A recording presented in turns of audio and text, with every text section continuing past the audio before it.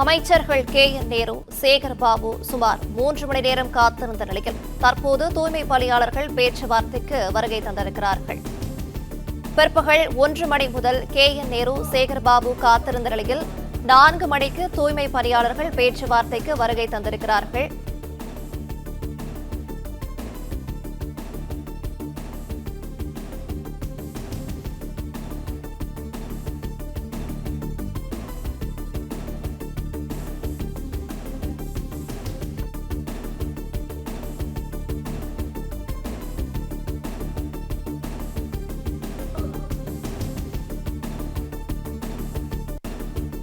அமைச்சர்கள் KN.நேரு, சேகர் பாபு சுமார் 3 மணி நேரம் காத்திருந்த நிலையில் தற்போது தூய்மை பணியாளர்கள் பேச்சுவார்த்தைக்கு வருகை தந்திருக்கிறார்கள்.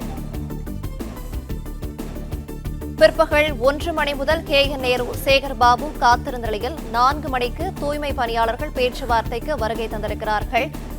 தூய்மை பணிகளை தனியாரிடம் ஒப்படைக்க எதிர்ப்பு தெரிவித்து தூய்மை பணியாளர்கள் 13வது நாளாக போராடி வருகின்றனர்.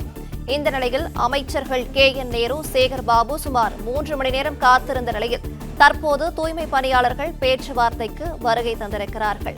கூடுதல் விவரங்களை செய்தியாளர் கதிரவன் வழங்கிட கேட்கலாம். கதிரவன், வணக்கம். விவரங்களை சொல்லலாம். சென்னை மாநகராட்சி தூய்மை பணியாளர்கள் மாநகராட்சி அலுவலகம் அமைந்துள்ள ரிப்பன் மாளிகையில் நடத்தி வரும் போராட்டம் இன்றுடன் 13வது நாளை எட்டியுள்ளது. தூய்மை பணியை தனியாரிடம் ஒப்படைக்கக் கூடாது என்பது அவர்கள் கோரிக்கை. இவர்களும் பேச்சுவார்த்தையை நடத்துவதற்காக இன்று மதியம் 1 மணி அளவில் அமைச்சர்கள் KN.நேரு, சேகர் பாபு, மேயர் பிரியா மற்றும் மாநகராட்சி ஆணையர் குமரகுரு உள்ளிட்ட அதிகாரிகள் காத்திருந்தார்கள். ஆனால் போராட்டக் குழுவினர் 2 மணி நேரத்துக்கு மேலாக அவர்கள் வருகை தராத நிலையில் தற்பொழுது அவர்கள் வருகை தந்திருக்கிறார்கள்.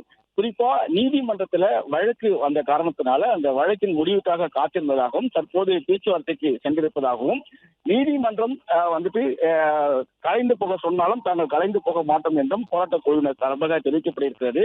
போராட்டக் குழுவை சேர்ந்த குமாரசாமி உள்ளிட்ட நபர்கள் தற்போது பேச்சுவார்த்தைக்காக அமைச்சர்கள் முன்னிலையாக சென்றிருக்கிறார்கள். பேச்சுவார்த்தைக்கு பின்பு நல்ல முடிவு எட்டப்படும் என்றும் அவர்கள் தெரிவித்துவிட்டு சென்றிருக்கிறார்கள். சென்னை மாநகராட்சி இருக்கக்கூடிய ராயப்பேட்டை மற்றும் திருவிக நகர் ஆகிய மண்டல தூய்மை பணிகளை தனியார் வசம் ஒப்படைக்கும் முடிவுக்கு எதிர்ப்பு தெரிவித்து தூய்மை பணியாளர்கள் கடந்த 13 நாளாக போராட்டத்தை நடத்தி வருகிறார்கள். ஆகஸ்ட் 1ஆம் தேதி முதல் சென்னை மாநகராட்சி அலுவலகம் அமைந்துள்ள ரிப்பன் மாளிகை முன்பு இரவு பகலாக போராடி வருகிறார்கள். தனியார் வசம் சென்றால் தாங்கள் சம்பளம் குறைக்கப்படலாம் என்று அவர்கள் அஞ்சுவதன் காரணமாக இந்த போராட்டங்கள் நடைபெற்று வருகிறது. நீதிமன்றத்தில் இந்த பொது இடத்தில் பொதுநல வழக்கு ஒருவர் தொடர்ந்த காரணத்தினாலையும் பொது இடத்தில் இந்த போராட்டம் நடத்தப்படாமல் அவர்கள் கலைந்து செல்லப்பட வேண்டும், வேறு இடத்தில் அவர்கள் போராட்டத்தை நடத்திக் கொள்ளலாம் என்றும் நீதிமன்றம் அறிவுறுத்தி இருந்தது.